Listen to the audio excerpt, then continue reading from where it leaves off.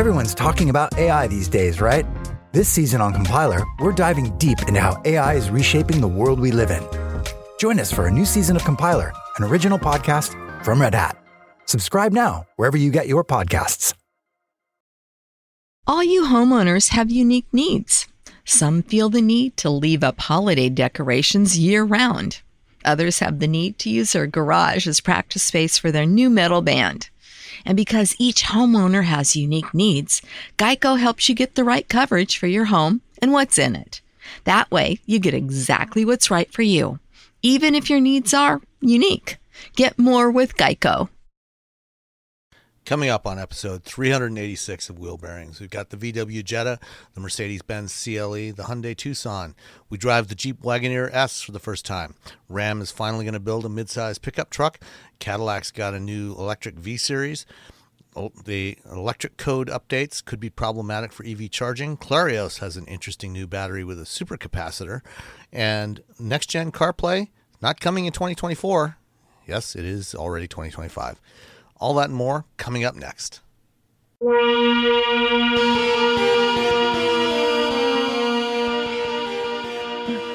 This is episode 386 of Wheel Bearings, and I am Sam Abul-Samad from Telemetry Insights. And I am Nicole Wakeland from CarBuzz. And I am Roberto Baldo from SAE International. We're everywhere you want to be. I don't think that's true. I feel like we're going to get in trouble if we try using that. You're most of the places. Is that really the tagline? No. What was that?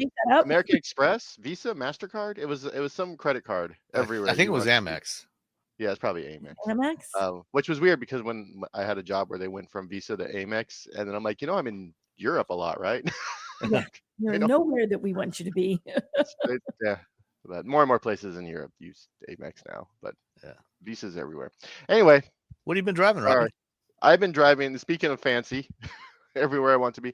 I've been driving the 2024 Mercedes CLE CLE 450 4MATIC all-wheel drive Cabriolet. I've been getting this is my got all the good stuff. I know, right? Got all the suffixes. Yeah, I got all the things. So last week before, I had the Z4 Roadster, and so then they're like, oh, here, and I just like, oh, I'm getting a CLE. I didn't realize I was getting the Cabriolet because I didn't look at my little schedule. And it's kind of nice. What is the schedule? What is the schedule? Exactly. All right. We're just teasing Nicole. She doesn't get schedules of schedules or easy to obtain Monronis or information. Everything's a surprise. I like the challenge when it comes to this. Yeah, a car just shows up with like a hand scrawled note. God, right? Take this. Maybe German. You're like, what? Yeah. I'm like, I can't believe this, guys. It's Korean. So yeah, it's a 2024 CLE 450 4MATIC Cabriolet. This is again, I've been very fortunate that I got this during it was like 60, 65 on a couple days this week. Now it's like just 50, but still, you can put the top down and just turn the heater on, which I think it was about 65 Kelvin here. 65 Kelvin, yeah, there you so yeah, it's been unseasonably warm, which is terrifying. Which I've but when you get to convertibles in the middle of winter, and it's like, yeah, that's totally fine. That's sure, why not? The CLE 455 came with this one has the 3-liter inline 6 turbo engine with a mild hybrid, which essentially means when the car turns off at the light and I hit the accelerator, the little motor pushes me forward, and the gas engine catches up, and so you don't have that weird sort of delay. So that's nice. It has 375 horsepower, 369 pound-feet of torque. It has a cat meowing in the background. It has unlike the BMW, which had a manual transmission, Mercedes doesn't offer manual transmissions anymore to Americans, because they're people who buy Mercedes don't want manual transmissions. A few of us do, but on the whole, no, they don't. The people that are actually paying money for Mercedes as opposed to just driving them as part of their job. Yeah, that's the thing is that every auto journalist wants a wagon with like an inline 6 or a 60 kilowatt hour all-wheel drive vehicle. We all want sport wagons. That's it, with manual transmissions or very efficient but powerful EV powertrains. That's all we care about. That's all we want. Nothing else. That's the only thing we'll And it's accept. is got to be electrical. brown, which everyone else is brown. I'm fine. I would rather have green. Oh, I'm But with you. brown, I'm really green. I don't like brown. I don't like yeah, brown. brown, because you can get it dirty and no one knows. That's why you get a brown car. It's just Oh, is that why? You don't have to constantly wash it. yeah, you don't have to wash it all the time. Except when Yeah, it's coated in salt, because then you can still see the salt. Oh, yeah, that's true. Yeah, it looks kind of weird. Yeah, it's the all-wheel drive version cabriolet. You can put the top down at up to 30 miles an hour. Ooh, so you can cruise through like a neighborhood and just be like clank, clank, clank, clank, and it clanks. No, so the Z4 is for the person, is for the enthusiast, the person that sort of enthusiast that, with the manual transmission, that wants that driving experience, that extra, like hitting, really taking your time to learn how to drive a car and hit, the back roads, and also showing off to your friends that you know how to drive a manual transmission and that you're a real car person, which to me is that's a bunch of BS, that you're a real car person just because you can drive a manual transmission. My grandma knew how to drive a manual transmission. She was not a real car person. Quote unquote real car person.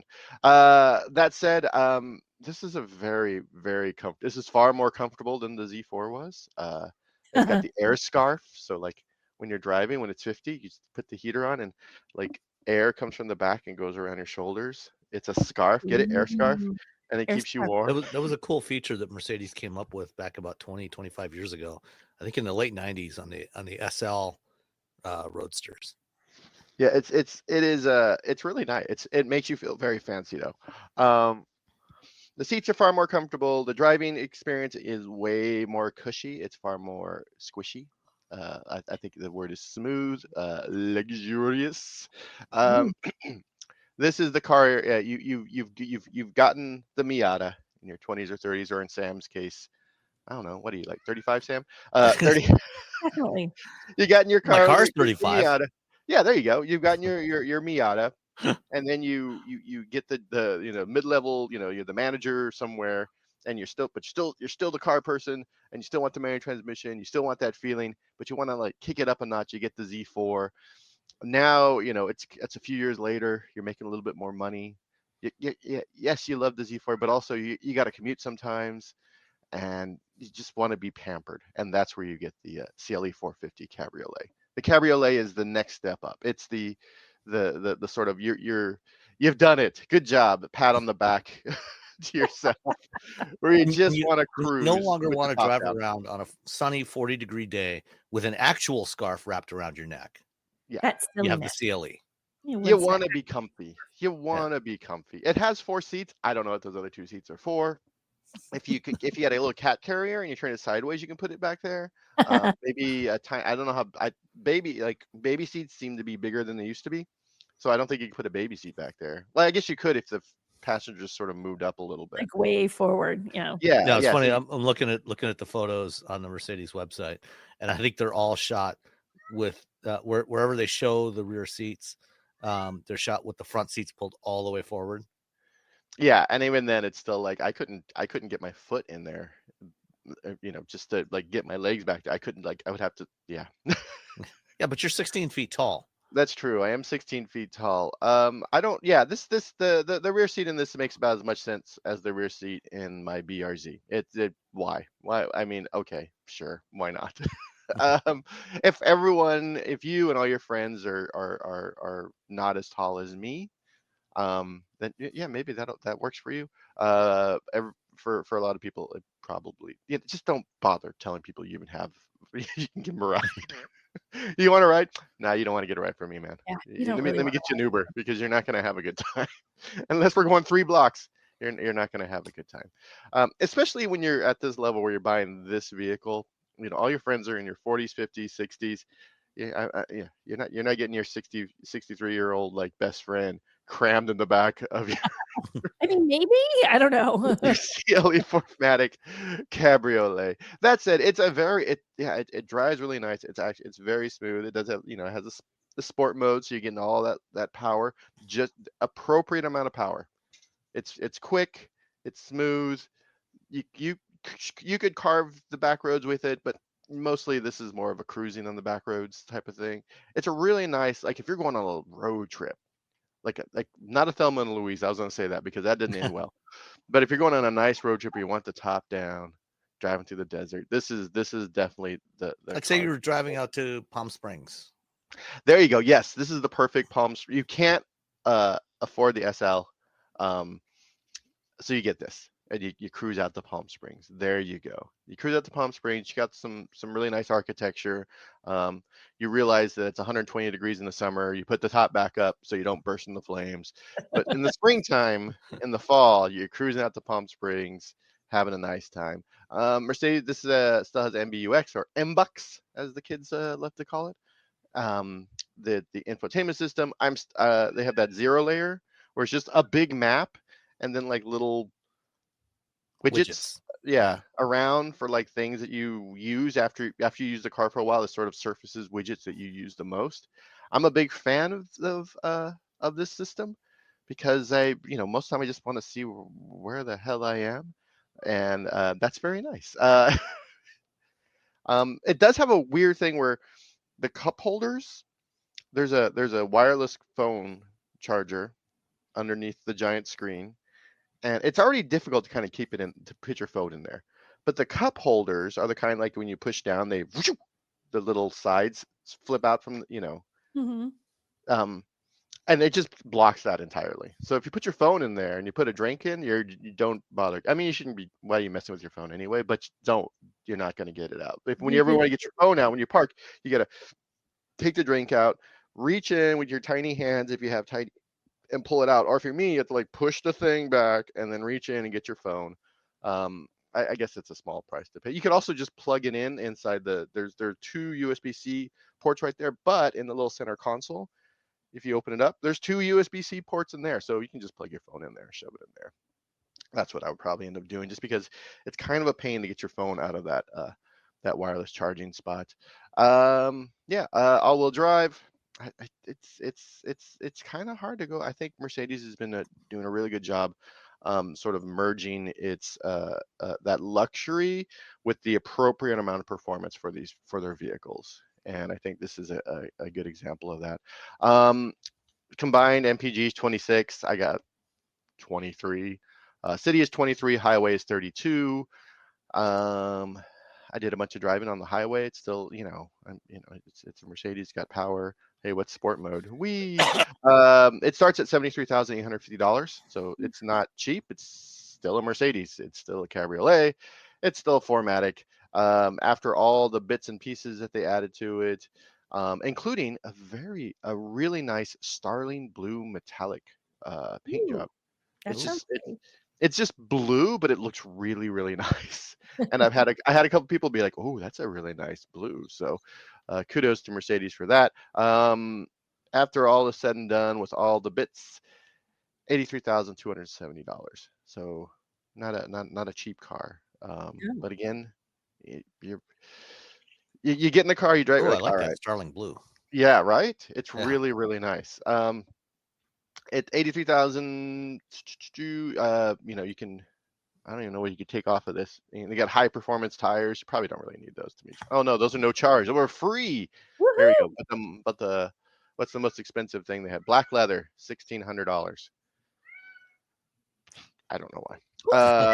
Driver's assistance. Desperately needs attention. Is that your cat? That's Sid. Oh Sid is angry because it's cold out. It's like 40 degrees outside, so I won't open the window to the catio, and so he's very sad, and he's just looking at me and meowing. Now he's just put his head down. He was pouting. Oh, poor Sid. When I finish talking about the car, I'll open the window for him, so he can get out in the catio. So anyway, that's the 2024 CLE 4MATIC Cabriolet. For the person who has the Z4, has the Miata, you're making some more more money. You want to be a bit more comfortable when you're cruising around. This is the next car to get. I guess this is the SL. That's when you, or actually I think the SL. I'm just gonna say this one. Yeah. You guys want to guess on the destination delivery? $12.95. Oh no, it's actually it gets higher. I'm sticking with 12 anyway. I'm gonna go with $9.95. Oh, Sam wins. How much is it? $1,150. Oh. Oh wow, That's that too much because there's never that metal roof, so it's so much lighter to move around. Well, I mean, it's all the mechanicals, but wow. Actually, it's pretty much an even split between the two of us. Is it? Because you said $12.95. I said $9.95. Actually, you're actually closer by $5. no, $9.95. No, what? because you're only 100 and It was how much? $9.95. I'm off by Only $155. $155, and she's $12.95. Right, which is $145. Wait. You said $11.50, right? I don't remember. $1,150. Oh man, numbers have just I flown didn't realize. No, you know what? Sam can have the win. I can't. This is too many numbers for No. 11:30 on a Sunday morning. 145. You're right. You won. You won, Nicole. I was off by $5. Numbers, man. I don't like to take unearned wins. Unearned wins. Okay, thank you for being honest. $5. Was this the closest one we've ever gotten? Yeah, $5 is pretty That's cool. right in there. I mean, we've had pretty close to We ties. don't normally give weird on numbers these like occasions. $997.25. Like we all know that we always give it in fives. I think. Yeah. Yeah. Ah, man. I can't believe that was a $10 difference. Good job, Nicole. You're a winner. The winner is you. The winner's me. Woohoo! All right. While you talk about your car, I'm going to let my cat out. Okay, yeah, go All take the kitty. What'd you drive? So I was in the 2025 Hyundai Tucson, and I didn't have quite the same one as you, Sam, because you had the hybrid, right? Yes. I did not have the hybrid. Oh, okay. So I had a slightly different Hyundai. I always want to read it Tucson. I know. I just it's one of those neat words that does not spell the way I want it to be spelled.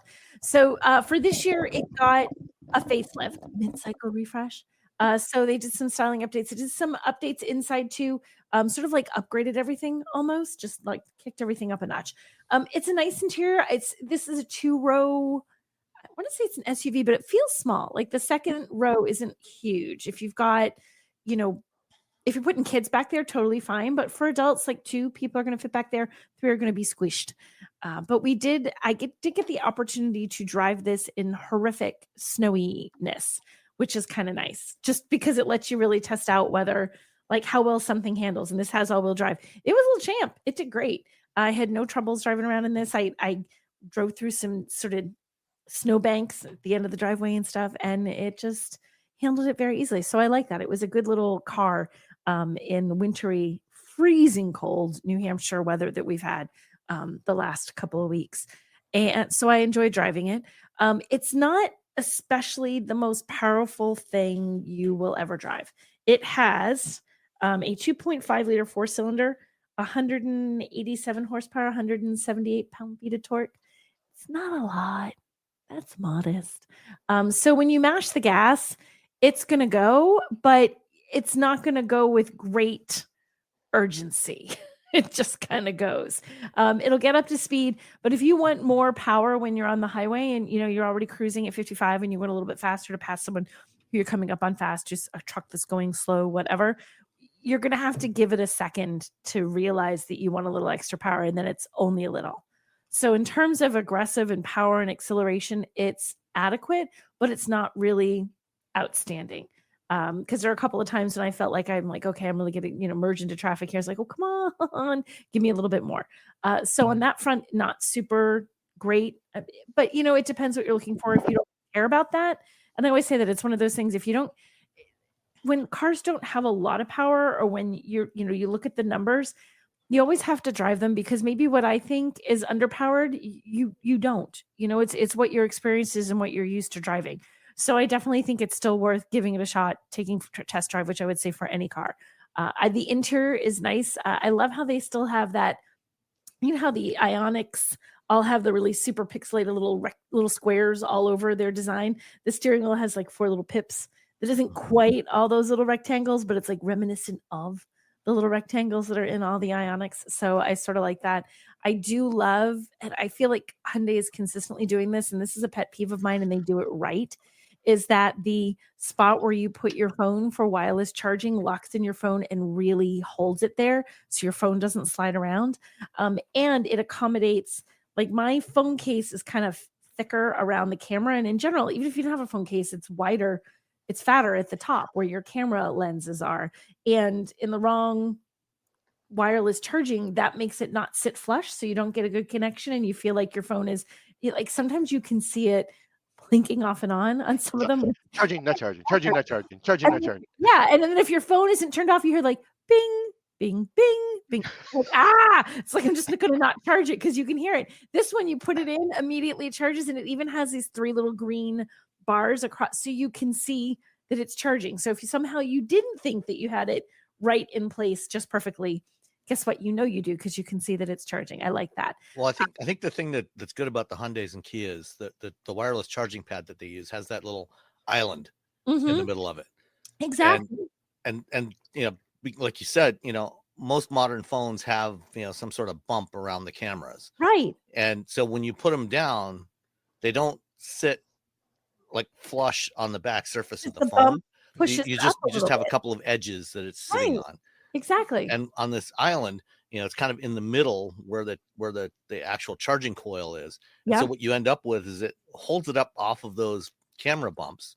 Right. And so you actually have a larger surface area there that's in contact, and it's less likely to slide around. Exactly. So it holds it right in place. So if your phone case, you're even like I said, and like you're saying, Sam, even without a case, that lens makes your phone fatter at the top. And if you put it flat in a surface, it's not really flat. There's parts of the back of your phone that are not touching the flat surface. Well, once you let it sort of hang over the edge of that island is what happens. It gives you that little extra little bit of coverage. So then the flat part of the phone that you want to be flat against your wireless charging actually sits there. So I love that because it drives me crazy when your phone won't sit in that charger correctly.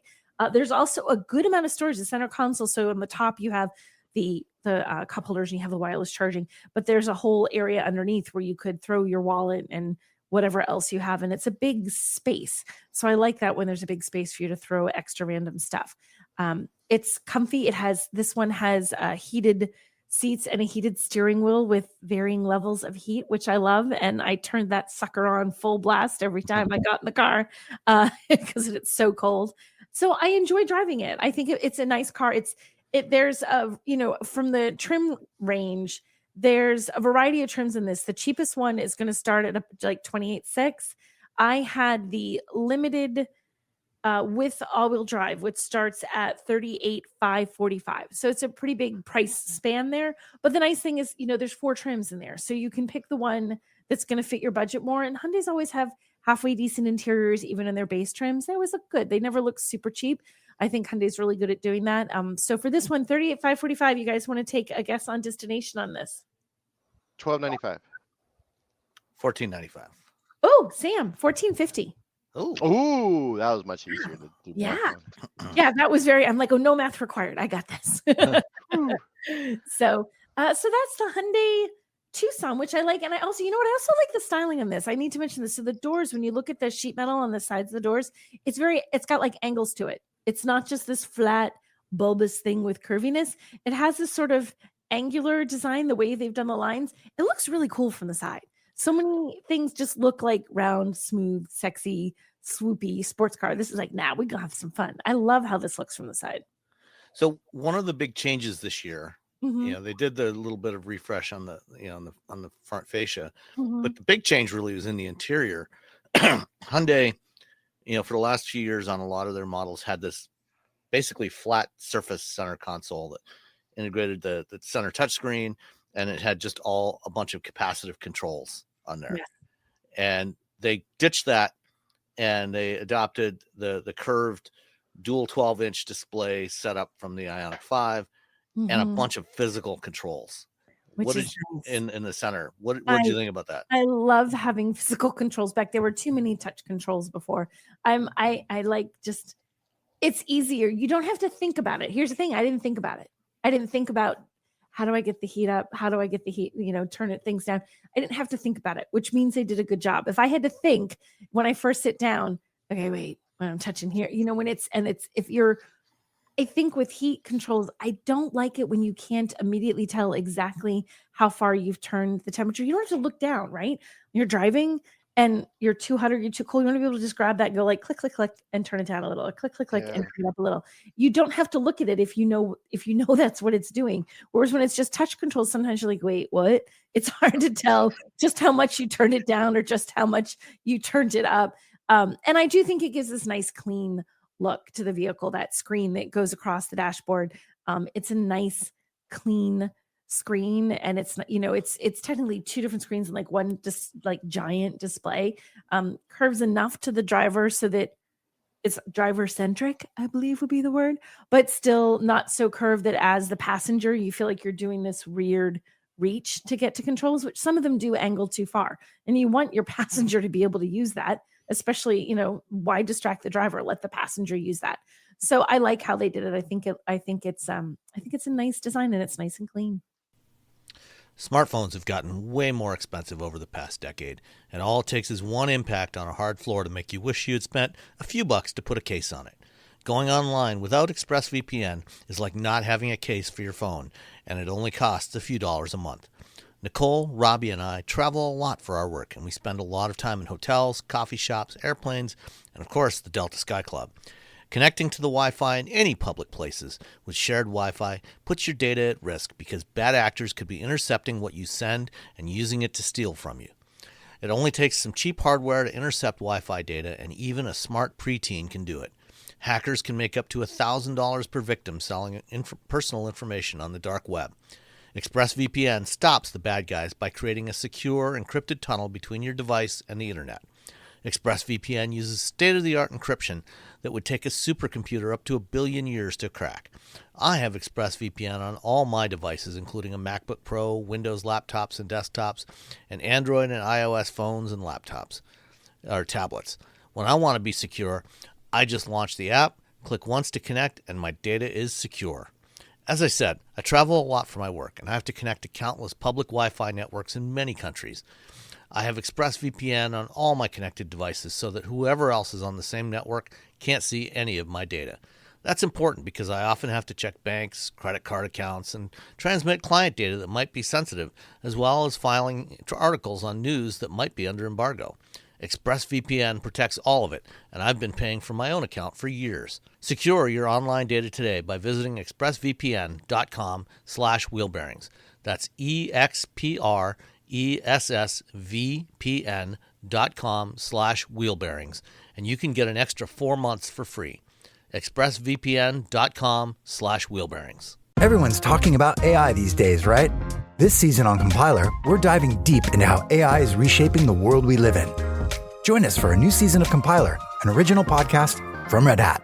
Subscribe now wherever you get your podcasts. Taxes was taxing.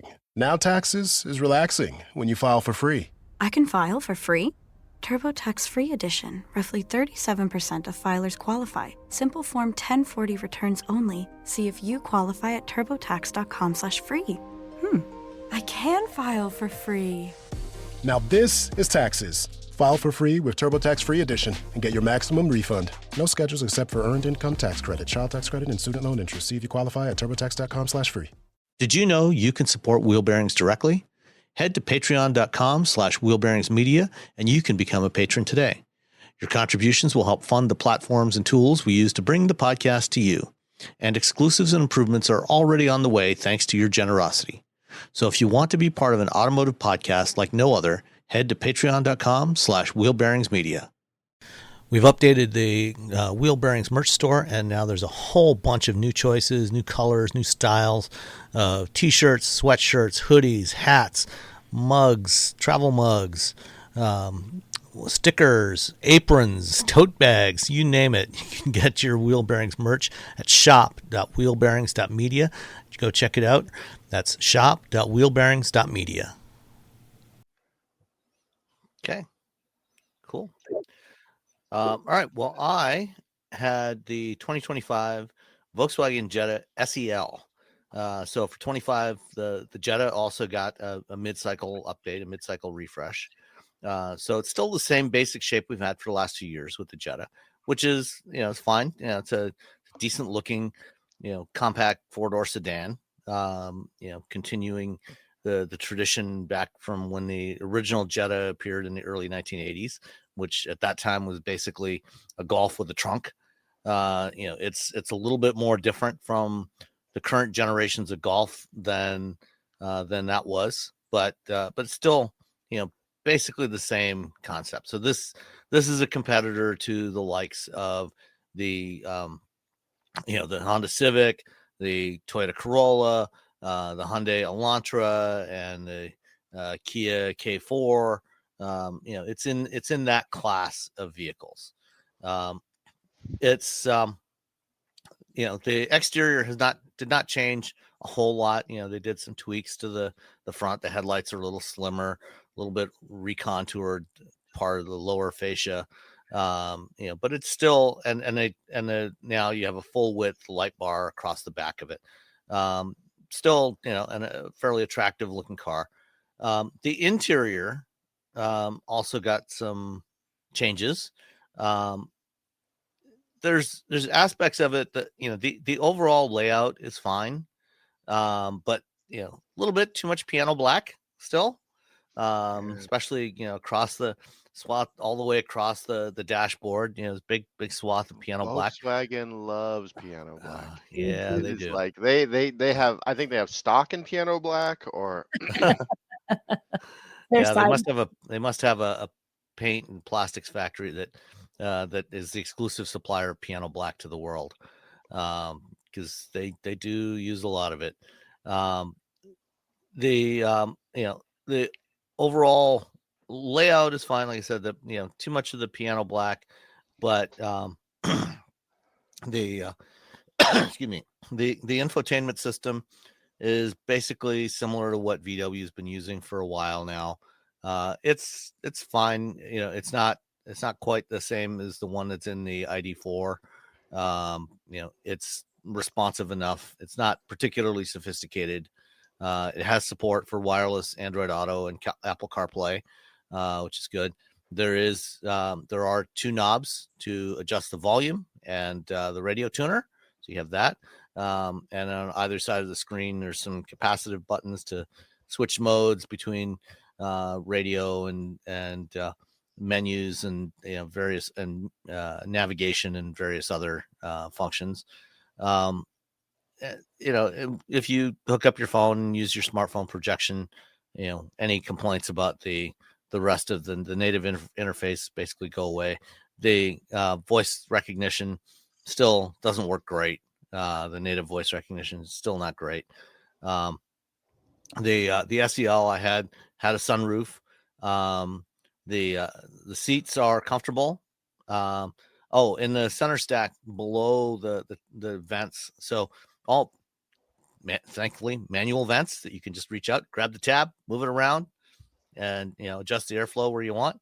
And then below that, there's a panel of capacitive controls for the climate control. So as on the ID4, you've got capacitive sliders, so you just slide your finger back and forth across there to adjust the temperature. It's okay. It's backlit, so you can see it at night. That's good. The early ID4s were not. I remember. Yeah, that was bad. Yeah, I remember pulling to my house at night. I'm like, what is happening? Yeah, I'd rather just have a knob, or a rocker that tap it up and down. But it works adequately. The back seat is fairly roomy, so no real complaints there. I didn't spend a lot of time in the back seat, but I always try to sit in the back seat just to see what it's going to be like. If I were ever to carry a passenger, who knows why I would want to do that? My kids are grown up. I don't need to actually carry passengers anymore. But it's it's an adequate interior. It's not great. It's not terrible. It's fine. I could absolutely live with it.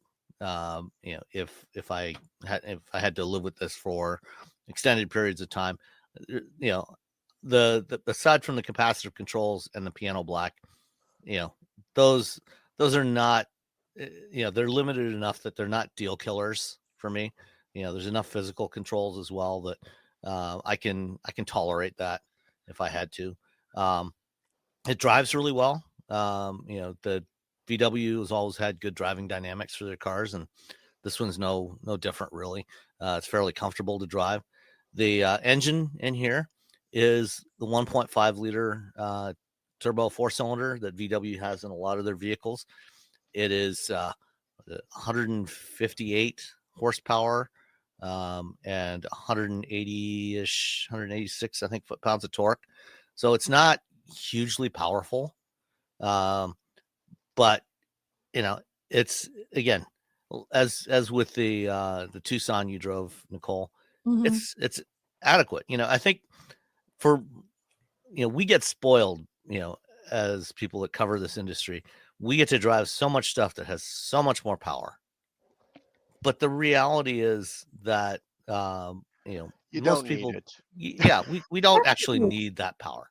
Well, and I think with the power, truly, it's like we get to drive all these really great cars, and some of them are ridiculously powerful and ridiculously expensive too. And it's great to hear about them and to learn about them and to know what's out there. But that doesn't mean that like a regular Joe's car is a bad car.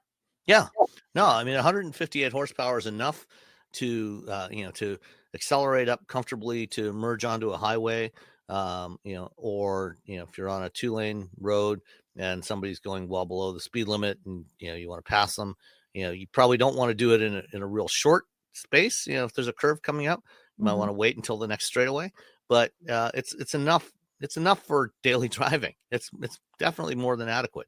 So I wouldn't complain about the powertrain, at least not in this application.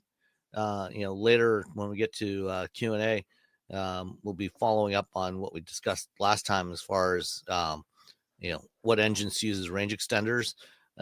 And, we were talking last week about using this same engine. Somebody had written, that, they should or Scout should use this engine for the range extender on their Scout, Terra and Traveler coming up. They're coming up.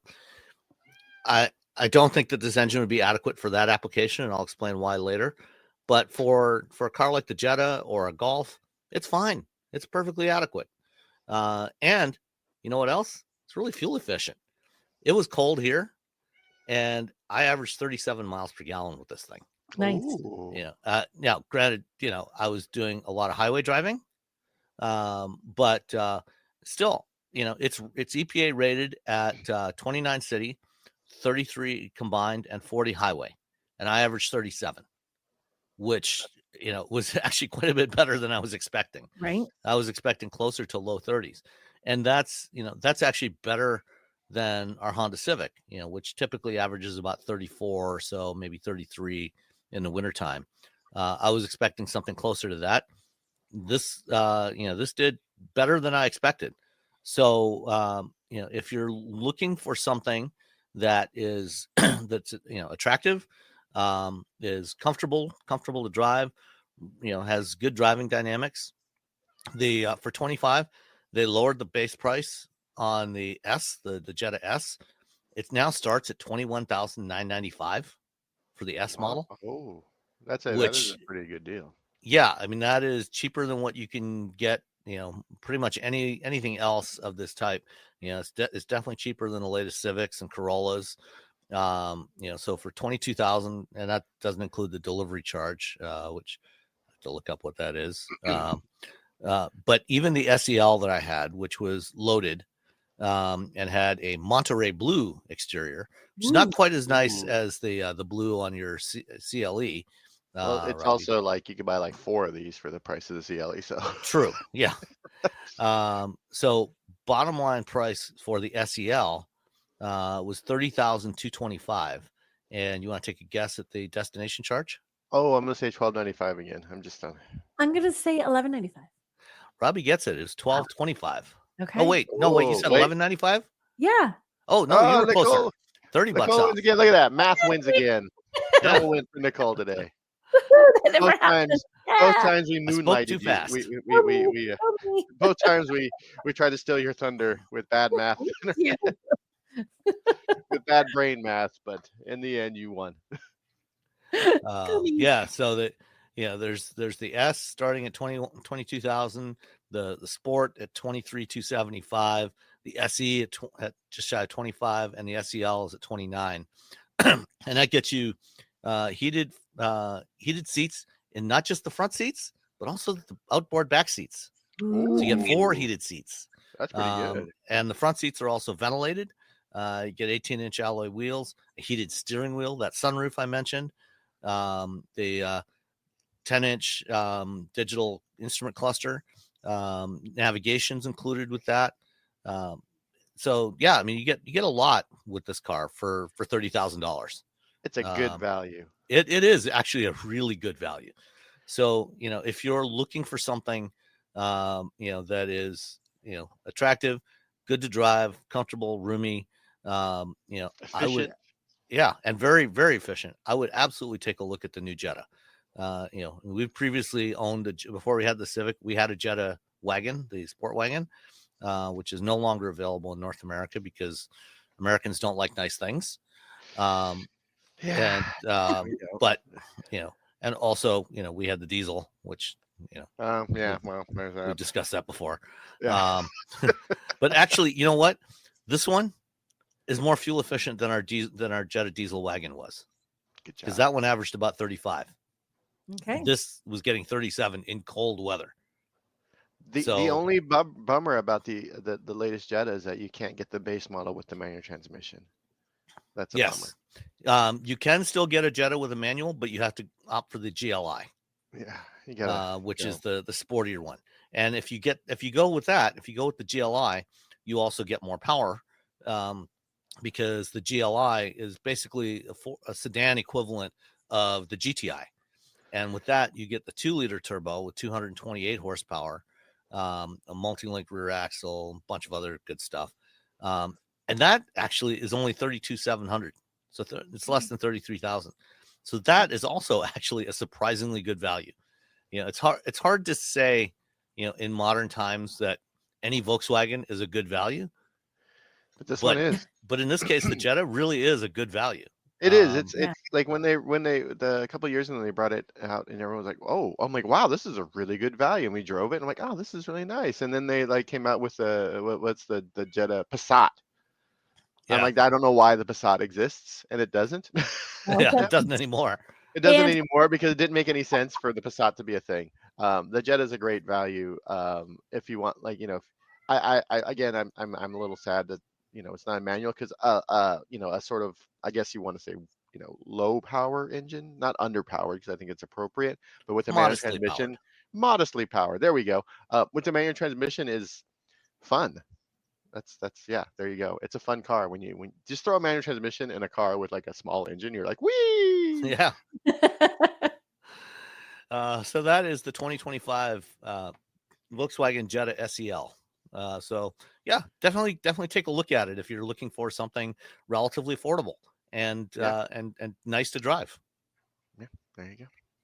And if you like, little splashes of red trim and a little faster, a manual, the GLI, they got you covered. The Glee version. Yeah. Glee it up. All right. Nicole and I went out to California this week. They had a late change in itinerary because of fires. Stuff was burning in the Los Angeles area, and so Jeep had to make a last minute change to the location, but we still actually saw some fires, unfortunately. We did. But why did we go to Carlsbad? We were out there to drive the new Jeep Wagoneer S, their new EV. So that's a speedy giant SUV, right? No, it's not a speedy giant SUV. It's a medium-sized speedy SUV. Okay. It's the thing that's so confusing about it is it says Wagoneer, and it's not like the big Wagoneers. It's smaller. I feel like it's more Grand Cherokee size. It is. It's within an inch of Grand Cherokee. Yeah. So the name is a little bit of the thing that's with the name that's weird. It's like, well, it should be this great big no. And so it's a little confusing. But it is a speedy, it has 600 horsepower. Am I remembering right? I'm trying to remember off the top of my head. So when you mash the accelerator, not the gas pedal. The thing moves. I mean, it goes. It has plenty of power. And we were taking it around on some twisty roads. And when you put it in sport mode, it's not bad. It's kind of fun. So yeah, we were out there to try, and I just have to say, so on Twitter, one of the people, and he's a wheel bearings guy, Paul Kavanaugh. He was talking about then I put up a picture on the C-pillar. There is a BC. Yeah. There's a little S logo that says Wagoneer. And he said, someone at Jeep is laughing to themselves because they got the Swagoneer emblem past corporate now forever. I hadn't even thought of it that way. But right? yeah. And as soon as he said that, and when you look at that we're literally on the back when it's a giant S and says Swagoneer in the middle of it. I'm like, I'm calling it the Swagoneer from now on. Swagoneer. Yeah. So we were driving the Swagoneer. Yep. Yeah. I bet the Jeep designers would not mind that at all. I don't think they would be upset with that description, not in the least. So so we got a chance to drive that, and this is a car that I am pretty sure I am going to purchase. So it was kind of fun because it was like an extended test drive for me. Like, do I really like it? I think I like it. Do I really like it? Do I like it enough to spend my own money on it? That's the big test, right? Do you like it enough to spend your own money on it? And I think I do like it enough to spend my own money on it. So what did you think, Sam? You could see it even though I liked it. I liked it a lot. As you said, it's definitely way smaller than what we think, than the other modern Wagoneers, which are big, ginormous 3-row body on frame SUVs, that are bigger than, a Suburban or Tahoe. This is not that. This is very much a 2-row midsize. In fact, even though, when you first look at it in profile, it does not look like a quote unquote SUV coupe, like an X6 style thing. In fact, that is what it is, because when you look at it from the rear or look at it, look down the rear glass from above, you realize that they and the way I wrote it up in my review for the Autopian is they kind of did the opposite of what Ford did with the Mach-E. So on the Mach-E, when they were designing that, if you look at the Mach-E and you look at the C-pillar area and the roof line, they actually extend the roof line back horizontally a little bit further. And then there's an area that kind of wraps over that's painted black in contrast to the body color. And then you have the body color that swoops down, to give it more of that fastback appearance to make it look somewhat more like a Mustang. And so they hid the longer roof line, to give you more rear seat headroom with using color. Jeep did the opposite. They made it look like it's got a longer roof line, more like the typical Grand Cherokee. But then when you look around the back, you see that the roof line and the rear glass actually sweep down pretty aggressively. So it really, if you were to take off the rear wing and the C-pillars, you would see it's actually much more like a coupe than a Grand Cherokee, like a wagon type of shape. Yeah, because they put this very aggressive rear wing on the back that looks really, but it does, and it's part of the styling too, where it makes it look different than it kind of hides what's underneath a little bit. Yeah, I mean, they wanted to give it that profile that was more like the Grand Cherokee, but have better aerodynamics. And I mean, I like the wing. There's all sorts of stories. I don't know if you talked to their the chief engineer, Allison Rom. Did you talk to Allison about it? And she was talking about it, and it was hilarious because she said when she first saw it, because it's big and that's a lot of weight, and that's from an engineering point of view really hard to pull off without any, just keeping it the wing like that. And she said she was like, no freaking way. That was her first response when she saw it. And then, Ralph, I would say Ralph's name last, right? Giles, yeah. Ralph Giles, he really wanted this. And he's the designer, right? So he said, no, we're going to do this. And then she looked at it and they were trying to figure it out. And she said, we're like, okay, but we have to put like a post. We have to put some support. Like there should be something in the middle. There has to be a touch point somewhere in the middle. And he also had a strong reaction, which was over my dead body. So, and Ralph is still with us. So clearly he won that argument. We won that argument. So that was apparently that was a big deal trying to design that. And to be honest, it is one of the more striking parts of the car design wise, that and the very fun grill that they did up front, because you still have the 7-slot grill, but it's not really, you don't need to cool an engine that isn't there. But they kind of made these short little, I almost don't think it was slots. They're almost like little pockets. Yeah, I was just going to say they're like 7 pockets. So you got pockets. You got eight pillars with 7 pockets in there that kind of emulate the slots. Emulate the slots, and they're shaped a little differently, and there's lighting that comes down. So at night, which you can't get a picture of it all unless it's dark out. So it's like I don't have a good picture anywhere. But at night, it's a very striking front, the way that this looks, the way they did this lighting. So I think they did a neat. I appreciate that they still made it look Jeepy up front, but but an EV. We're gonna change it up a little bit, make it a little interesting. Yeah, going back to the wing for a second, one of the things that Allison told me about that wing, because it's the full width of the vehicle, and it's kind of cantilevered way out there, and it's actually fairly broad in terms of its length as well, not just the width. One of the challenges they had, and one of the reasons why she wanted to put a center support in there is because the rear camera for the digital mirror is mounted in the wing, in the trailing edge of that wing. And what you don't want is, if you're using that digital mirror, you don't want that thing kind of vibrating as you're driving down the road, because that's going to get really bad really fast. Yeah, she told me the same thing, that she said not only could you see the wing vibrating if you were driving next to it, but she's like, your camera, your camera's like, your image is shaking inside the car. It's like, well, that's not going to work. Yeah, so they managed to figure out a structure that kept that solid. And I was using the digital mirror. Yeah, I never noticed any vibration at all. So I didn't either. I wouldn't even know that was ever an issue unless she had said it. And the other thing, she said it made the Aero 3 counts better, I think she said. So it actually helped. She's like, as much as she did like from a design point of view, she's like, I know it looks great, guys. This is an engineering nightmare. And she's like, dang it actually serves a purpose too. So it actually makes things better. So she can't complain too much. Yeah, it's not the most aerodynamic SUV ever, but it's definitely the most aerodynamic Jeep ever. Yes, it is. It is the most aerodynamic Jeep they've ever built. And it is currently the most powerful Jeep that you can buy in terms of horsepower.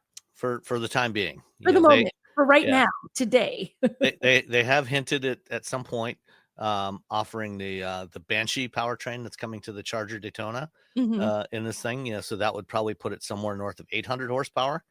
Yes. Because 600 horsepower is just not enough, right? As we were just talking about. Totally not enough. A mirror's 3.4 seconds from 0 to 60 is just not adequate. So pokey.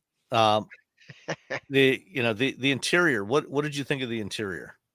So I like the interior. The only thing, much like the Jetta, there is a lot of piano black on the interior of this, which I'm not a huge fan of. But if you like screens, it has all the screens. It has all the screens. So there's a head-up display. So it's not really a screen, but there's a head-up display. Then there's a digital instrument cluster. Then there's the actual infotainment screen. Then there's the screen on the passenger side that's the passenger screen. But then below the infotainment screen, there's another screen that like pops up and down that actually has your HVAC, your heating, your cooling, that kind of stuff. But when it's down, it just looks like a screen, or you can just like easily push it up and there's storage space behind it, but it still leaves a tiny little piece of the screen. So you could still like change your heat and your cooling and stuff. It doesn't completely recess. It remains a little bit visible. But I thought, aside from the piano black, which is a little heavy, I like the interior. I thought it was comfortable, and it has because they did with the launch edition, they just did a top trim. There's no other options you can add on other than the trailer hitch and the radar red interior. And then if you pick anything but white paint, it's like, I think another $595. So, this is a very much a fully loaded trim of this vehicle. So heated and cooled front seats and rear seats, massaging front seats, panoramic like roof with a sunroof, moonroof, whichever.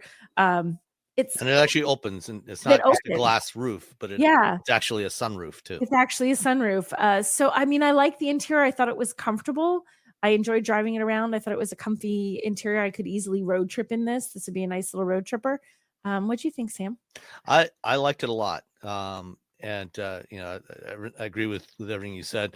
The back seat, because of the slope of the roof line, because it is truly a fastback, even though it doesn't actually look like one. The back seat is for taller passengers is going to be a little tight. I just fit in terms of headroom, but and I'm like 5'10", but I'm also long in the torso. So my head just cleared the headliner in the back seat. Robbie, this is why they don't invite me on stuff. Well, although Robbie's more arms and legs. So I am a lot of you might actually still fit comfortably back there. There's lots of leg room. I'm like a Spider-Man. Yeah.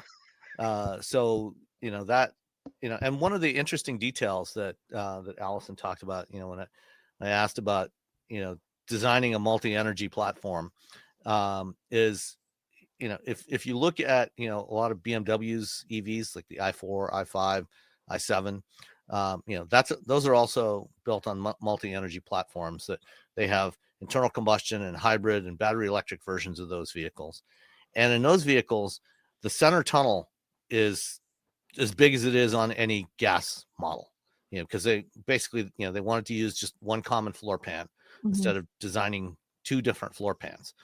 And so they did, those, if you're trying to sit in the center seating position in the rear on any of those cars, you will not be comfortable because you have a very large center tunnel for the drive shaft on the gas versions. On this one, on the Stella Large platform, they put a lot of effort into packaging to minimize that hump. And so, if you look, it's only a couple inches high. It's much more modest. And so someone could sit in the center position of that back seat quite comfortably, because you don't have this huge hump in there. So I think, that was a nice feature. Again, manual vents. Yay, Jeep. Woo-hoo. Good for that. With so many options, why choose Arizona State University? For me, the only online option was ASU because of the quality. Their faculty was really involved with their students and care about your personal journey. The dedication to my personal development from my professors, that's been extremely valuable to me. Earn your degree from the nation's most innovative university. Online. That's a degree better. Explore more than 300 undergraduate, graduate, and certificate programs at asuonline.asu.edu. I'm curious what you think about the steering wheel. I was going to mention that. So the steering wheel, and it took me a few minutes to get used to it, but I ended up liking it. So this is something else we talked with Allison about too. So when they initially did the traditional round steering wheel and just do the little flat bottom to, make it look a little sporty, it cut into the instrument cluster. Like you're seeing it, it was cutting into screens, and they didn't want to cut into the screens, which, like with the BZ4X and different, where it drives you nuts, where something has to be adjusted wrong in that vehicle in order for you to have a clear view of that screen. You're either too high or too low, right? Here, they didn't want that to happen, and they were very aware of that. And she said, part of Jeep, in her opinion, is the confidence you have driving, and you're not driving with confidence if you can't see all your instrumentation. So they went back and forth. And so it's a little flat on the top and it's a little flat on the bottom. But she said it's kind of like a rounded rectangle. So they were calling it a squircle or a square. So it's like a square with round edges, a squircle. So it like does. A Pokemon. Yeah, it does sound like a steering wheel or a Pokemon. So this square circle it's a little different, and you can still put your hands on the sides. There's that sort of spot at the top where you can hold it, but it takes a second where it feels a little bit weird, and you're kind of like, oh, it's flat.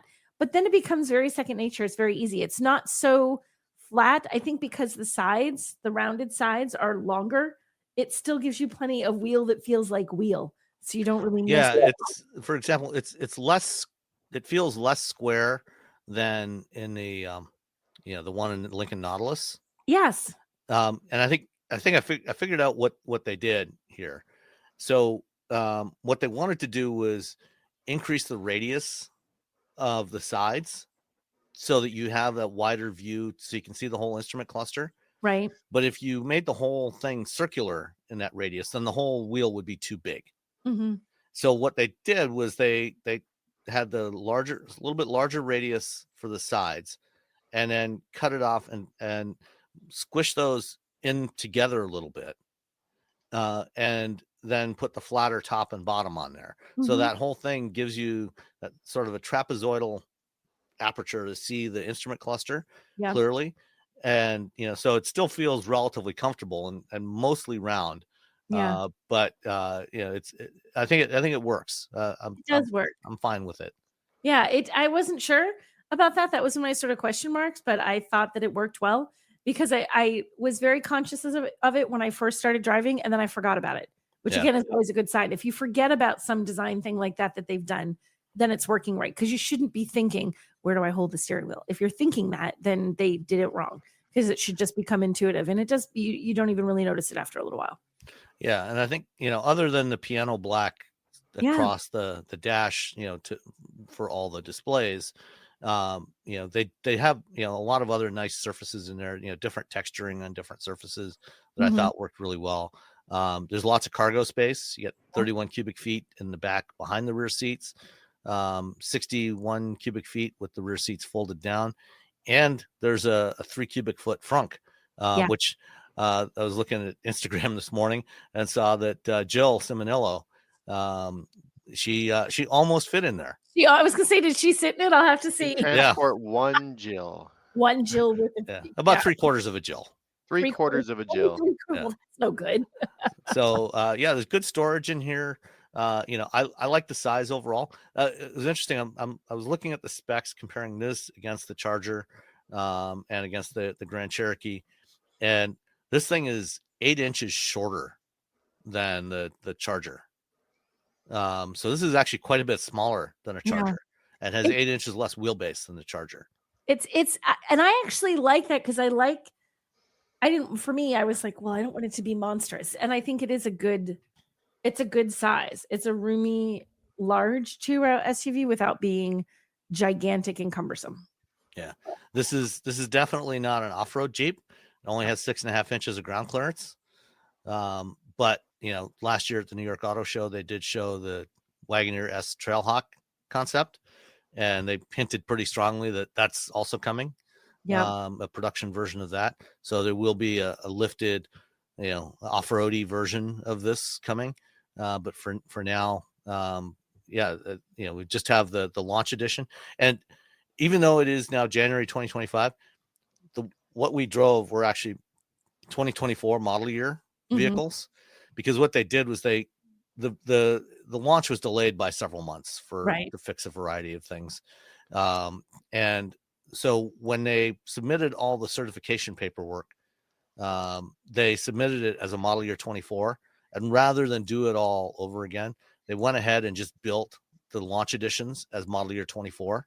And so there's about 3,600 of those that have been built. Those are done, and they're already building model year 25 Wagoneer S's now.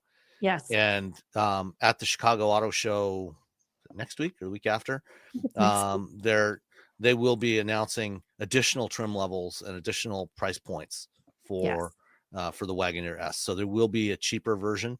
So this one, as you said, I think starts at $72,000, including destination. All in, if you get the trailer hitch and the radar red interior and pick one of the premium paint colors, you're still under $75,000. It's like $74,600 delivered, which is not cheap. But if you compare it to competition like the Audi Q6 e-tron, the Lyric V, the new Lyric V, or some other stuff, it's actually pretty reasonable. Especially like if you compare this against, say, a Mercedes EQE SUV, again, similar size, this is way cheaper than that. And then there will be cheaper versions, cheaper trims coming that in the next month or two. So that's the Wagoneer S. So what is are you going to go ahead and keep your order? Yes, I am. I am Legally binding questions. legally binding questions, right? No, my plan this moment is to keep the order and should be in theoretically anytime, but they've been saying that for a while. But I think they actually said they delivered the first ones just within a few days of when we did. like a week or so ago, they had the So first they delivery. are actually doing deliveries. So hopefully, I will have a fancy new car, the first new car that I've had in a long while, because I just haven't needed to buy one. But it was time. It was time. Is this a 400, 800 volt architecture? It's 400, but still, let's do 800. Come on. Well, yeah, but they say it'll go from 5 to 80% in about 28 minutes. Yeah, 28 minutes, which is about the same time as it takes to charge a Tesla Model Y. Model Y charge, is the superchargers are 500 volt chargers, and it nominally peaks. The Model Y nominally peaks at 250 kilowatts, but it drops off very quickly. This seems like it keeps a flatter charging curve, so it still charges in about the same time as a Tesla. Did they give you a charge rate or just that time? They have not. They did not say on this one, but when I was talking to the Dodge engineers last month at the Charger Drive, they said it's over 200 kilowatts. All right, 200. So even though it's 400, it'll charge about 205, 210 kilowatts. Yeah, the BMWs will hit that. So it's comparable to most of the other ones now. Yeah. And the Lyric, same thing. It's about 400. It's about 200 kilowatts. So, alrighty. And it sounds like for at least the first batch of new trims that are coming for the 25 models, they'll probably start somewhere around 60,000, which is about the same price as a Lyric. I think I would lean towards this over the Lyric. Ooh, that's a good car too. Yeah. I think I would, just because I like the interior dimensions of this one. I just feel like this is more, for me, I like this one better, obviously. Yeah. And I like the way it looks. I think it looks really good. Yeah, I think it's a good looking car. I'm pleased with it, so I'm happy. I don't know how many they're going to sell. I don't know how many people are going to want an electric Jeep, but I mean the PHEV, the Wrangler did great, but we'll see how this does. Swagoneer. Yeah. Well, my guess is that probably within the next 18 months, we will see probably not an internal combustion version of this, but probably either a plug-in or an e-rev version of this, plug-in hybrid or e-rev version of this. I would think, yeah, very likely. Yeah. Those plug-in hybrids just don't sell very well. Like we're like, oh, plug-in hybrids, and you look at the numbers, you're like, wow. Yeah. Like actually sell numbers. I'm like, yeah. But I think an e-rev could do well. Yeah, I think the e-revs would probably. This is officially rated at 303 miles of range. That's the official EPA rating, is 303. If you did an e-rev, it's a 100 kilowatt hour battery pack. So if you knock that down to say 60 kilowatt hours, and you still got say 175 ish miles of electric range, and then you have that's going to be more than enough for everybody's daily driving needs, and then some for multiple days. And then you have the e-rev for road trips. I think that could actually be really popular. I concur. Yeah. All right.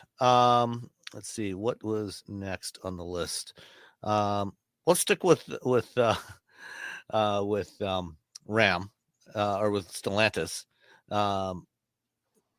Stellantis right now still does not have a midsize pickup truck in its lineup. I think it was like 2 years ago at the New York Auto Show. I was talking to I think it was probably about 3 Ram CEOs ago, Mike Koval. Because it was, let's see, there was Mike left. He was replaced by Tim Kuniskis, who was replaced by Chris Fuel, and now replaced again by Tim Kuniskis. But Koval said at the time, that they're definitely planning a midsize pickup truck for the Ram lineup. Well, apparently it's now really real. It's coming, but not till 2027. But apparently, Ram Stellantis did do a deal with the UAW, because the UAW has been complaining that Ram had pushed back plans for what they were going to do with the Belvidere, Illinois plant that used to build the Cherokee, and now they have apparently confirmed to the UAW, yes, we are going to build a new Ram midsize pickup in Belvidere, and that's coming in 27. I love this photo on this picture, by the way. It's just they just put a bunch of, I don't know. Does anyone have any cardboard and some black spray paint? They're just looking around the office. All right, now we just put some. Let's put some gaffer's tape on that. Boom. What is it? I don't know. Oh, I have no idea. It's completely disguised now. Yeah, it looks a little bit without the cardboard to it. It looks a little bit like the dog car from Dumb and Dumber without the ears, with all this Yeah. sort of crammed onto it. Hopefully, it'll look a little bit more appealing once they remove the duct tape and cardboard. Yeah, I suspect it probably will. I would, yeah. Yeah. So the drive has a spy photo, Spy shot of the truck, and we'll see what it actually ends up looking like. If it, for all I know, the photo that is shown here might actually be the Rampage. Rampage, which is the one we talked about previously that they're doing in South America, which is a little bit smaller. It's more Maverick sized. Mhm. So it's hard to tell if this is actually just a camoed Rampage or if this is actually the midsize truck. But there is definitely a midsize Ram pickup coming. It soon. looks like someone's first time going to Burning Man. This is my first art car for Burning Man. Yeah. You're gonna show up, everyone's like, oh man, what happened? I don't know. I'll try it harder next year. All right. Let's see. Well, I mentioned the Cadillac Lyriq V when we were talking about the Swagoneer. That's the new name, Swagoneer. Swagoneer, done. Yeah. Anyway, the Lyriq V was teased last fall, I think, like in October, November timeframe. And this week they finally released details on it. And as expected, it's getting the same power setup that's going into the 3-row Cadillac Vistic, which is their 3-row electric SUV. It's on the same platform, same wheelbase as the Lyriq, but the body is longer, and they added a 3rd row of seats in there, and it's a little bit taller. But 610 horsepower and 630 foot-pounds of torque. I believe that's right. 615 horsepower and 650 foot-pounds of torque.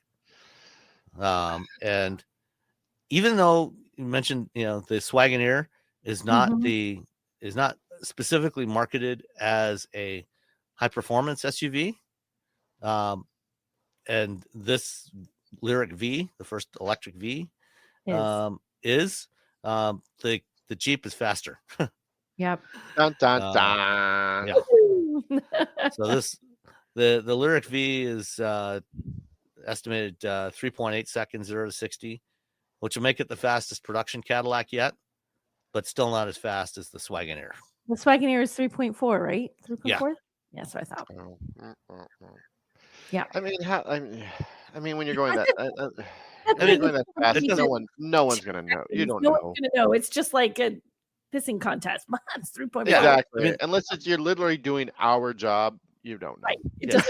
Realistically, Exactly. nobody buying this thing is going to be taking it to a drag strip and running it against a Model 3 Performance. Although I'd kind of love to see that if someone does. Someone will. I should say almost no one doing it. Almost will. no one. There will be someone that'll do that. One person. Someone will do it. Some guy will be like, wait, I'll do it. There will be some YouTuber that will do it. Yeah. Kyle Connor will probably do it. Yeah, Kyle will do it. Yeah, probably.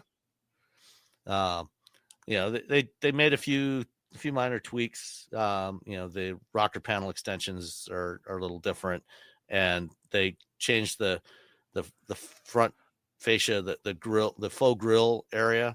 Because the way Cadillac does those on the Lyriq is the plastic is actually painted from the inside, from the backside, and they etch away the plastic to create the patterns for the light patterns. So the regular Lyriq has this sort of diagonal pinstripe kind of look when you start it up, And this one, the Lyric V, has more of a wing kind of motif to it, which looks a little speedier, I guess. It's like a bird. It's the yeah. Nelly Furtado of Cadillacs. Yeah.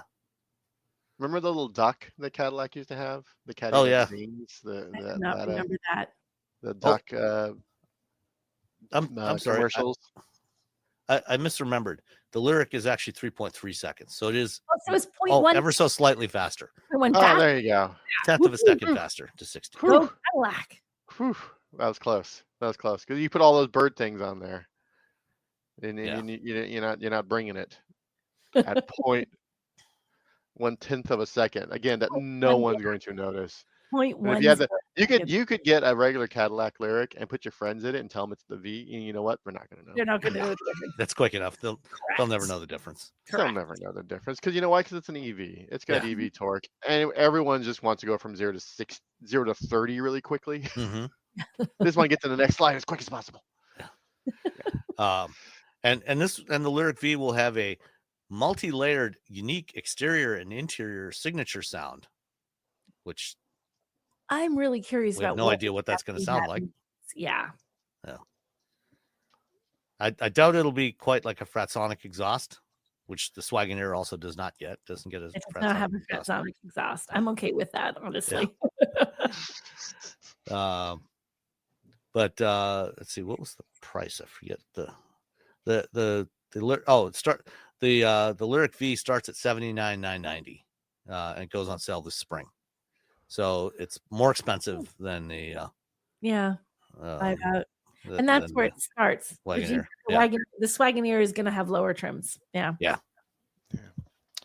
All right. What else we got? The National Electrical Code. This is put together. The National Fire Protection Association updates this every 3 years, and so this is what, when electricians do work on buildings or homes or whatever, these are the standards, the rules that they're supposed to use. So things like, having a GFCI outlet, when you've got an outlet that's near a sink or near water, that automatically trips if it gets wet, things like that. Or, if there's a cut in a cord, and something shorts and gets wet. So it's supposed to provide protection, prevent fires, basically.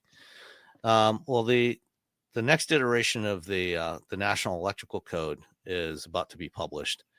And one of the things that they've added in there, the GFCI rules right now cover 120 volt outlets, so standard household outlets.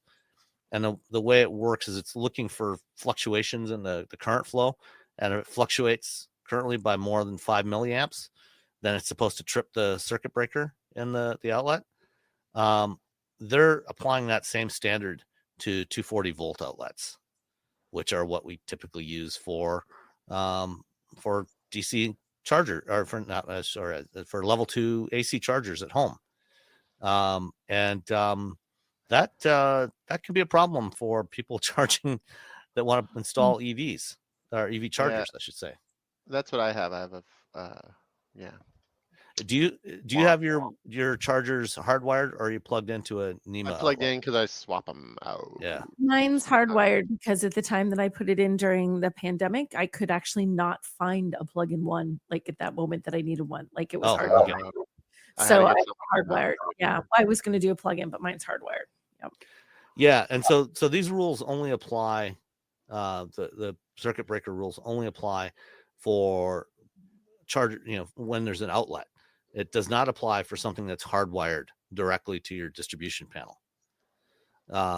And so, this is going to make it more challenging for anybody that wants to install a charger, that's plugged in, like what Robbie and I have. So would it mean that if it faulted, like when you plug in a curling iron or whatever, you'd have to push a button to reset it? Yeah. There's a little button you push. And that could happen for any wide number of reasons in the middle of the night, and you might not realize it, and you come out and your car's not charged. Yep. Yeah, and 5 milliamps is a very, very low threshold especially at 240 volts. It's not much. So So I guess what SAE is recommending is that be raised to about 40 milliamps, which is, that's a much more reasonable level for something like this. It says in Europe the trigger point is 30. So Europe is already at 30 and they're not all being electrocuted to death. Yeah, not that we know of. That's what we know of, right? The fake media could be suppressing that information. Motor Trend. I'm looking at, Oh, Motor Trend. Yeah. Well, this is Frank Marcus wrote this, so I think Frank's pretty good about checking this. I don't know about this Frank guy. Yeah. If you get your charger hardwired to your breaker panel, then this isn't an issue. But if you want to have it plugged into an outlet, then this could definitely be an issue unless they make a change before this the new electric code is finalized. When is this supposed to actually go into effect, Sam? I was scanning through this. Middle of this year, I think. March. Yeah. Cross your fingers, say look after the industry to make a convincing case in March. I guess in March they have to. Yeah, March they'll have the final review, I think, and make any final revisions before they publish it. Well, I hope they listen to SAE. Not me. I don't do anything on this. Do something, Robbie. That's you. You are SAE. I am the voice of SAE. I'm not the voice of SAE. Don't. If anyone tells you that, they're lying. If I tell you that, I'm totally lying, because a lot of people think I'm an engineer. They're like, "Oh, so you're an engineer?" I'm like, "No. I just know how to talk. I just know how to listen to engineers and take their convoluted explanations and make them so other people can understand. Translate them into English. Yeah, I just take engineer speak and translate it into English. That's my superpower. Just taking really weird things and complex things and saying, "Hey, if you do this, this happens." Oh, okay. So yeah, this is 5 million. That's like your car burps. A bird lands on the controller. Right, a million things could make that happen. Yeah, it's a really small. Yeah. Oof. All right. Fingers crossed. Yeah. Figured out. So at CES this year, Clarios was there again. They were presenting again at the House of Journalists program that Robbie, you and I did last year, but we didn't this year because we were hanging out with Toyota. But Clarios had some news that they made there, which was a new type of battery. So Clarios is a company you've probably never heard of as consumers. It was spun off several years ago from Johnson Controls. Another company you've never heard of. Which sounds like a local contractor. Yeah. Hey, I gotta get that new thing because of the milliamp thing going on. I'm gonna call Johnson Controls. They're gonna send a guy out. So a million years ago, my dad worked for Johnson Controls. That's the only reason I know that. Wow. Yes. Nerd. Yeah, I mean, over the years, Johnson Controls had acquired a whole bunch of different businesses. So they had a seating business. They did a lot of stuff for building electrical systems and climate control systems. They did battery. They bought a battery, 12-volt battery business. So they weren't in the high voltage battery business, but they are the largest producer of 12-volt batteries, most of which are sold under an assortment of other brands. So like when you go to your local auto parts store and they have their store brand batteries, it's a pretty good chance that those are produced by Clarios. I think that was the old Exide business, if I recall. It might have been something else, but anyway, over the last several years, Johnson Controls decided to spin off most of those businesses again. They decided, we don't really want to be a conglomerate. So they spun off the seating business as Adient. They spun off the battery business as Clarios. And Clarios, and before that, Johnson Controls, was doing some interesting things in the low voltage battery area. They make a lot of the AGM batteries, the absorbed glass mat batteries, are used in cars that have auto stop start.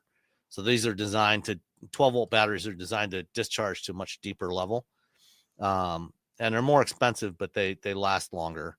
And a few years back, they came up with a hybrid battery solution that was actually two 12-volt batteries together. So you had an AGM battery as your main battery that handled most of your car electrical needs. And then on top of that was a thin layer of 12-volt lithium-ion battery that was used to start the car, to do the restarts. Cool. That never really got much adoption in the It marketplace. seems like a lot of extra. It seems like you add an extra to something that's already out. They're like, why Yeah. would we do this? Yeah. Well, the idea was similar to what they're doing now, which is you still have the 12-volt, the main 12-volt battery, but now they're adding a 12-volt supercapacitor system to the battery. And so if you remember last summer when I drove the Ram 1500, and I talked about one of the issues that it had with the prior 5.7 liter Hemi, Ram had used a 48 volt mild hybrid system on that, the eTorque system, and that is more expensive. What it did is allowed the engine to be shut off more of the time, and for longer periods, like when the truck came to a stop. But it was a more expensive system. And so what they came up with when they switched to the Hurricane Inline 6 was they kept it as a 12-volt system, but they used two batteries. One battery was used exclusively just to start and stop the engine, or just to start the engine. The other battery was used to power all of the other stuff in the car.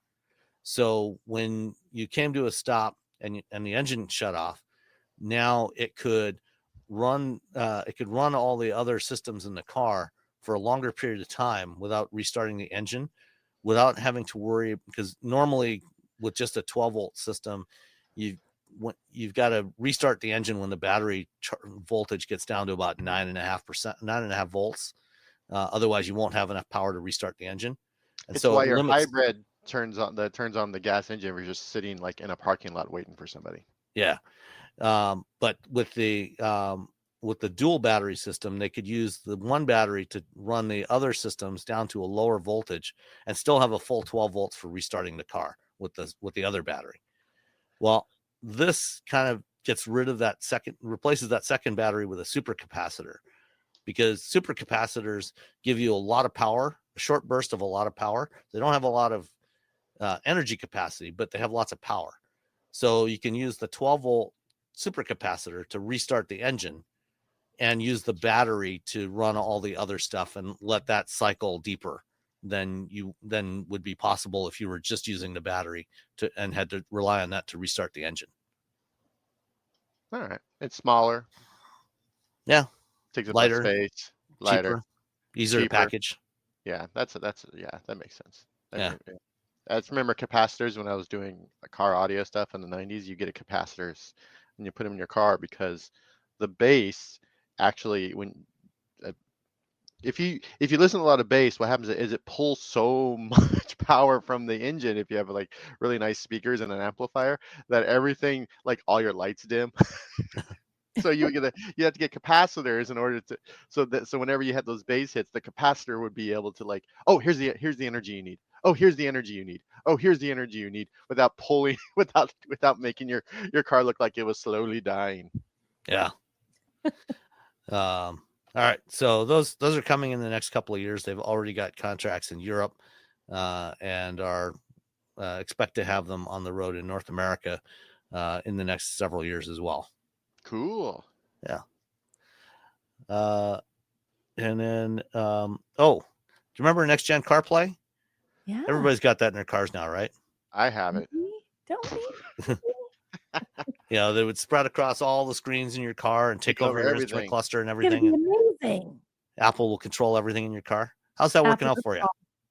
I don't know. Is that working out for us yet? I don't think it is. I don't even have wireless CarPlay in my car. We're just waiting. I'm just waiting for like there to be some sort of update. I think there's a licensing issue with Hyundai and the wireless CarPlay, but that's a whole other issue. Anyway, next generation CarPlay. Yeah, it didn't happen. Yeah. It was 1922. 2022. It was 1922. We all wore 2022. So we've been waiting onion a to our while. belt, which was the style at the time. Yeah, so that was supposed to have launched in 2024. Now apparently that website has been updated and they removed the 2024 from the website and aren't saying when or if it'll ever launch. Oh, it turns out software is hard. It just says next generation. It doesn't. It just is like it's happening when. This is not great. Integration with Apple stuff can be, especially when you're integrating with the stuff from the car, Apple can be very difficult to work with. This is what I've learned over the years. I used to be a Apple reporter. Yeah. They are Apple, and so they're like, well, this is how we're going to do it. And you're just like, yeah, but it's our car.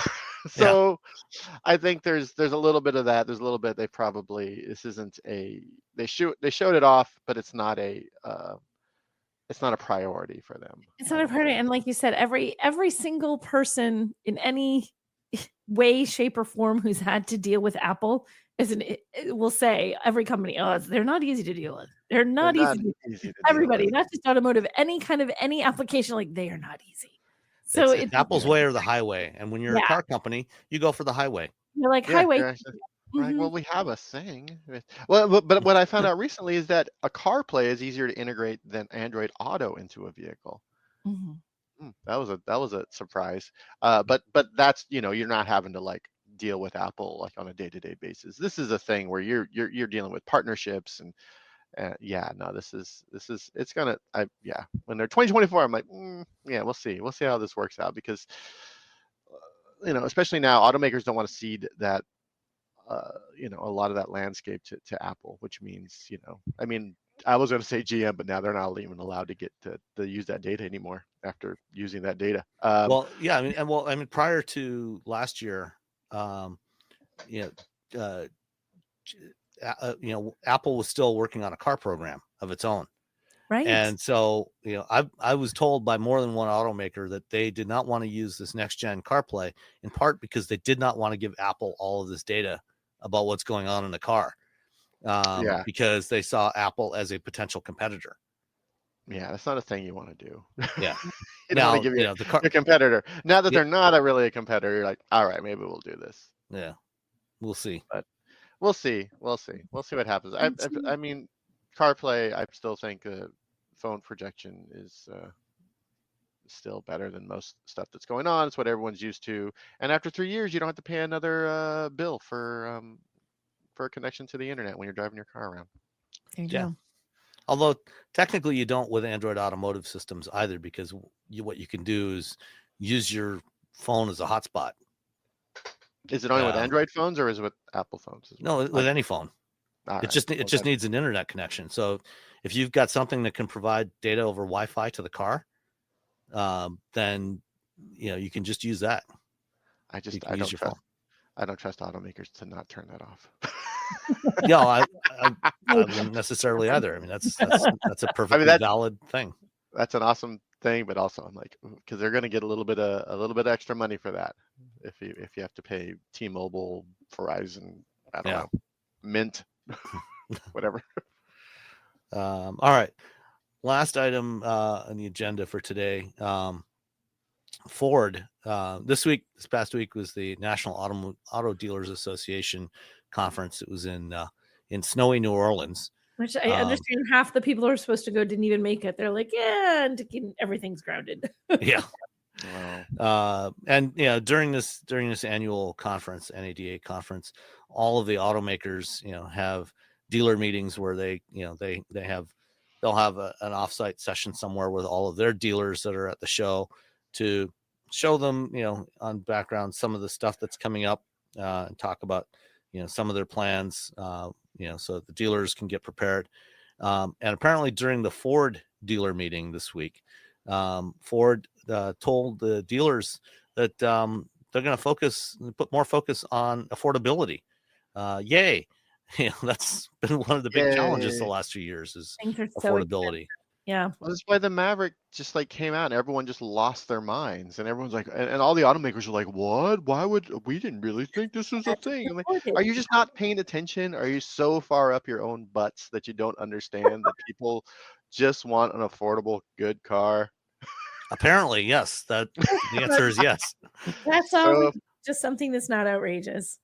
The Maverick. And I really like them. I think we all like the Maverick. So Ford's going to increase the mix of lower price trims of the F-150, Escape, and Explorer, and to quote, tailor the right mix for specific regions around the country. So, Which is just where there's customers that can't afford to buy $100,000 Raptor R's, we'll give them XLs and XLTs. yeah. And they're also reintroducing a base trim of the Bronco, which is already available now. It starts at, I think, $37,000. They had dropped that for model year 24. It's back again. And apparently they're going to have an advertising campaign for the Maverick and the Bronco Sport, focusing on the fact that they both start under $30,000. And neither one of those is as cheap as they used to be, especially the Maverick. Yeah. It'd be nice if they, as they increase production, they can decrease prices, but who knows with Ford? Who knows what they're doing over there? When it comes to pricing stuff, it's crazy land. Yeah, well, if tariffs happen, as they're talking about, both of those vehicles, the Maverick and the Bronco Sport, they're both assembled in Mexico. Both assembled. So that's going to be another 25% add-on.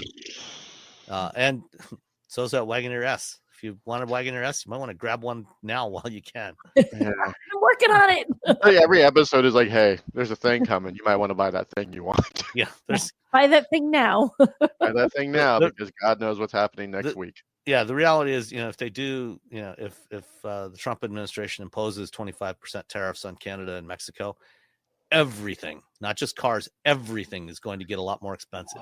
If you were complaining about the price of your eggs being too expensive last year, hold on to your hats. You might want to go on to your butts. Yeah, we're just gonna call this the butt episode, where Robbie just keeps saying butts. It's gonna. Well, I mean, egg prices are already spiking because of the bird flu. And a lot of egg farms are having to slaughter their flocks because they're infected with bird flu. Yeah, I don't want bird flu with eggs, so I understand. And then if you add 25% to all the produce that we bring in from Mexico and all the wheat and grain and everything else we bring in from Canada, cars, yeah, your houses are going to get more expensive. Your cars are going to get more expensive. That's going to be so much money for the people in LA. Yeah, assuming they can even get insurance coverage to rebuild their houses. And there's that as well. Yeah. Everything's great, everybody. Everything is awesome. No, it's not. Yeah, it is. Not at all. It's awesome. My dogs. That's yes. Our dogs are awesome. It's not meowing in the background. I'm glad you took care of. Yeah, where he went outside. He stood out there for like 5-10 minutes, and he came inside, sat right there, and just started meowing again. And then he decided he wanted out. He wants attention. My wife was very nice. She opened the door so he could go out, and he just stood there and looked at her for a few minutes before he actually left.